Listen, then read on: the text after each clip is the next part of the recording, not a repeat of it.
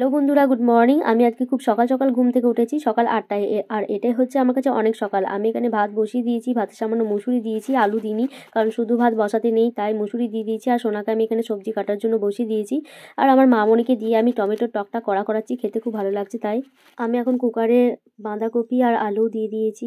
তাড়াতাড়ি চাই তরকারিটা, সেই জন্য তাড়াতাড়ির জন্য সিটি দিয়ে দেবো। আর এখানে সোনার টিফিনের জন্য, মানে অফিসের টিফিনের জন্য আলুর তরকারি করে দিচ্ছি।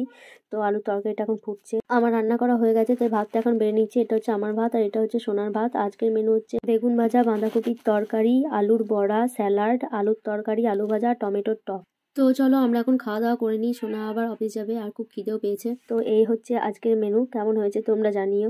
যদিও সোনা বলছে খেতে খুব ভালো হয়েছিল। আর আমার দেওরকে মুড়ি খেতে দিয়ে দিয়েছি বাঁধাকপির তরকারি দিয়ে। আমি এখন মাঠটা ফেলতে যাচ্ছি। আমাদের খাওয়া দাওয়া করে ঘর মোছা, বাসন ধোয়া সমস্ত কিছুই কমপ্লিট হয়ে গেছে। সোনা অফিস চলে গেছে, তো আমি এখন বাপের বাড়ি যাবো। চলো টাটা।